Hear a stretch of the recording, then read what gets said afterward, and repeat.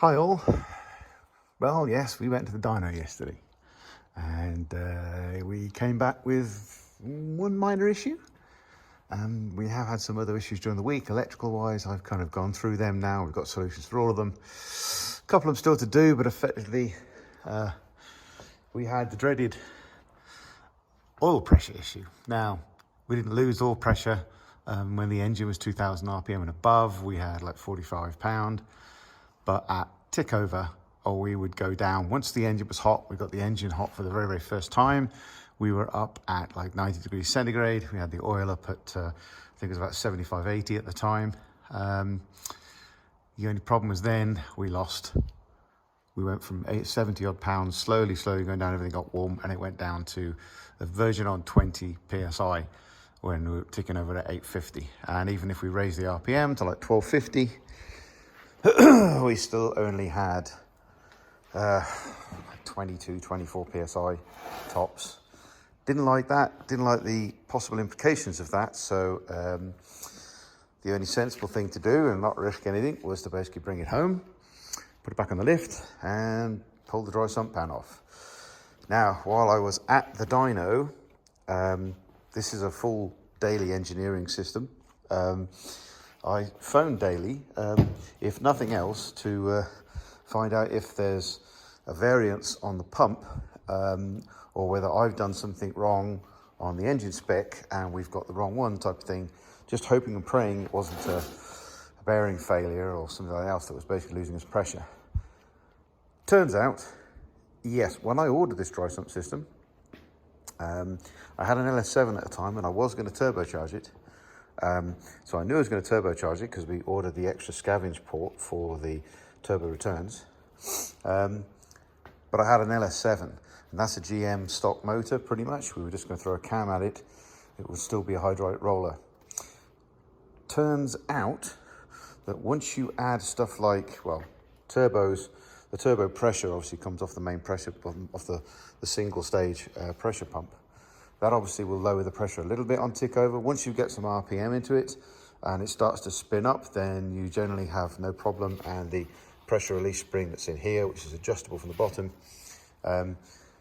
will take over because you'll have more pressure than you need and therefore it just bleeds off. But on tick over, the pressure spring's stuck. The pressure spring is closed and basically it gives everything that pump can to the to the engine, but it's only ticking, it's only going around too slowly to make what you need basically. So 20 pound of oil pressure is still, you know, if I had a 300,000 mile engine, maybe I wouldn't worry too much about it, but like on a brand new engine, that wasn't good.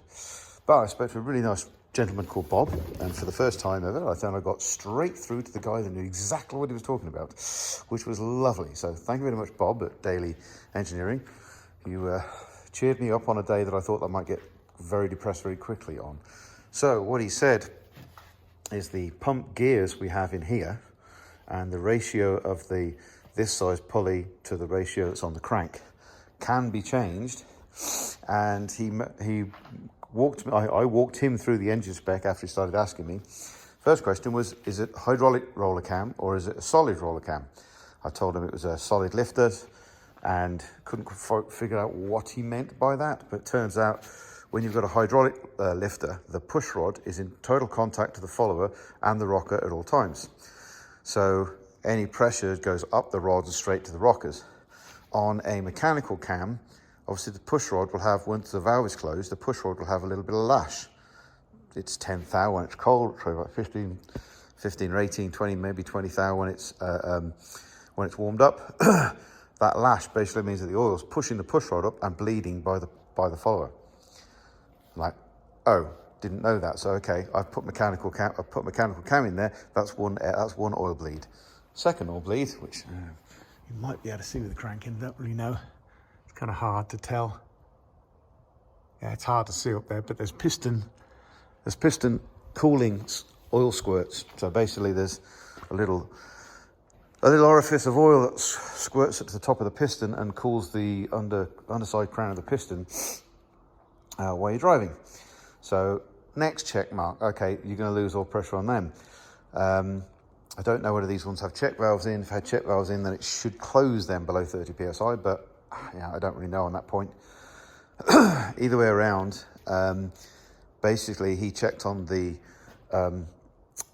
information they have logged when they sold this to me, and it turns out that yes, I've got an undersized pump for what I require now. I'm basically bleeding off too much oil, so it needs a higher volume. So he's setting us a new set of gears for here. I've got to strip this down now. He's given me a really good description of how to do that. So I'll take the pump apart, strip this out. We'll replace all the O-rings in it anyway.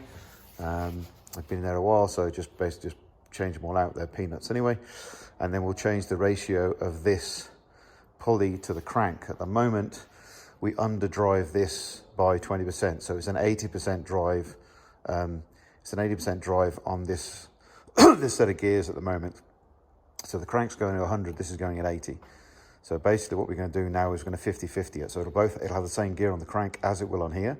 So it'll up the speed from what it is at the moment from 80 to 100. So that's basically a 25% gain on what it is at the moment. So the gears will be 25% faster and the gears will be of a higher flow.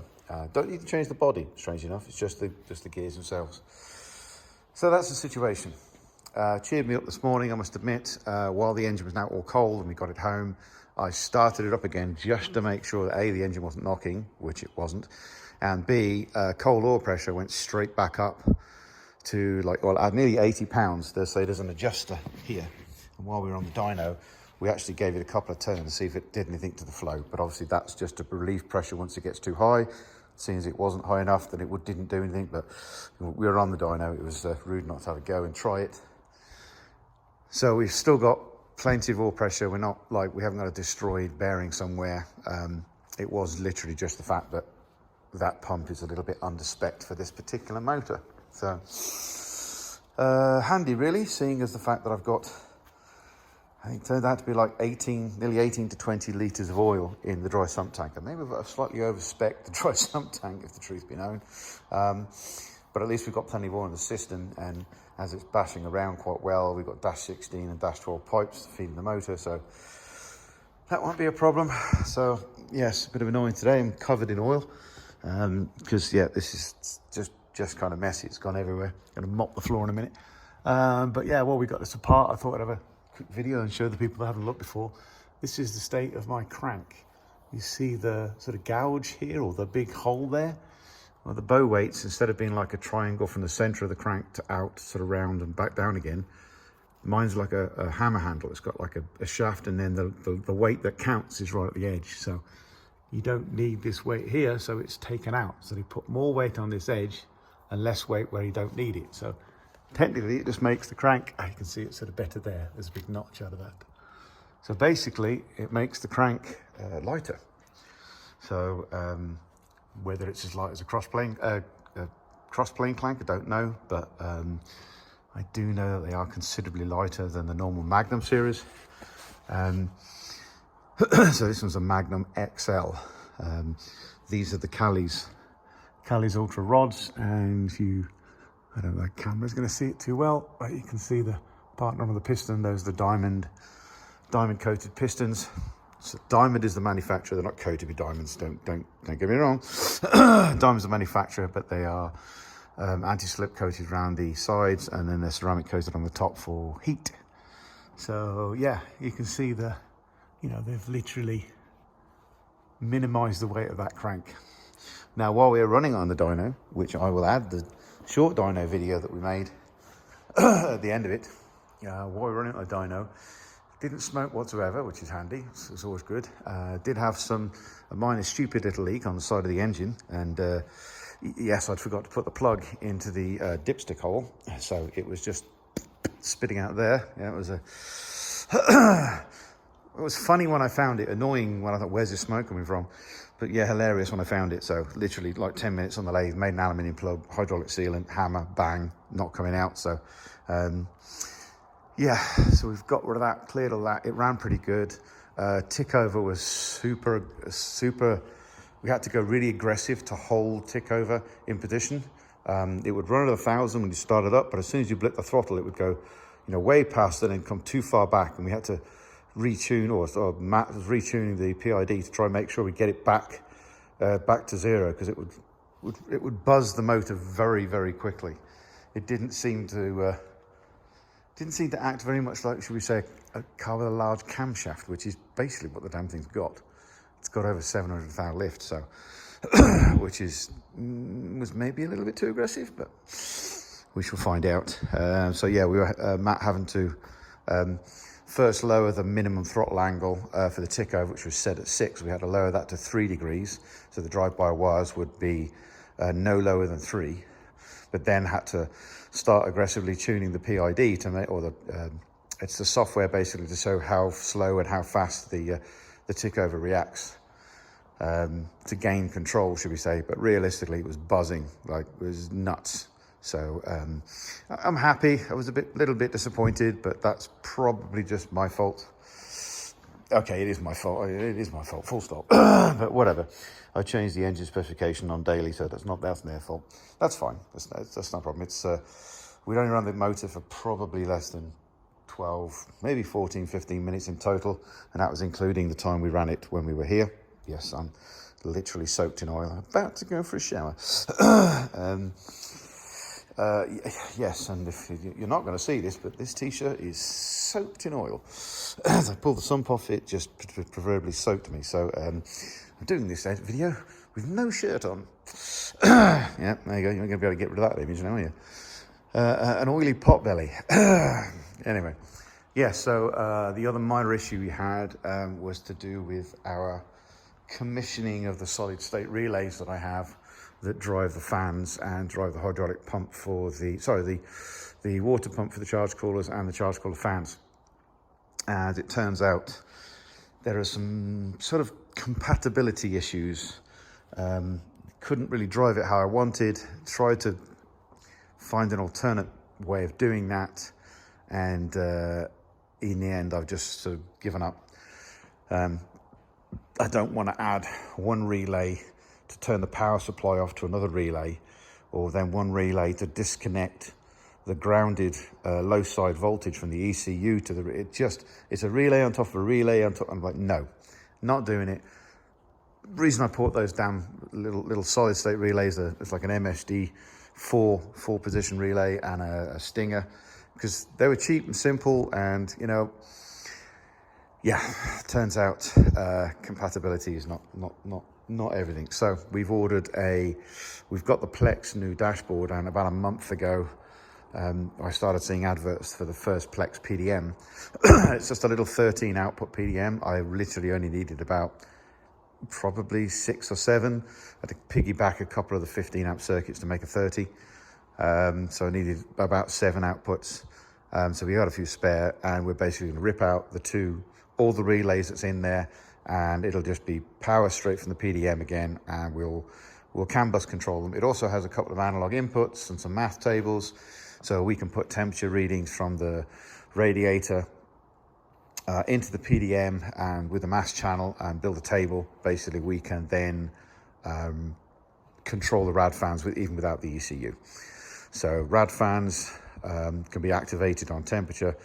The charge cooler and charge cooler fans, basically we can control the fans individually now, because we've got extra outputs. I've got the 2 at the moment wired together, but I'll split that and control them individually. We'll have one of the fans constantly on because it blows air over the top of the alternator, which is kind of handy. And we'll have the second one on with some form of temperature input, which at the moment I don't have. Yeah, that was silly, Clive. Okay, one more thing to do, one more temperature sensor to put in, but yet again, I've got extra. I think I've got like 4 or 5 analog signals to go into the dash, and I think there's 3 or 4 that go into the new little PDM, so I've got extra I can do in. And then we can control them via temp. Or we could even actually do it by IATs as well, so because I can drag that information off the CAN bus on the M-Tron. Yes, so there's a PDM coming, another one coming from Greece, excellent, and we now have Daily Engineering is now sending us some gears, a shorter belt, because it'll be a slightly smaller pulley on the pump to then match the exact same pulley on the crank. And there we go. So I'll tag on a couple of pictures and what happened to our day in the dyno. And then hopefully he's not free next week, but the week after that, hopefully we'll be back on the dyno on the Friday and Saturday finally get this thing done. So, okay, speak to you soon.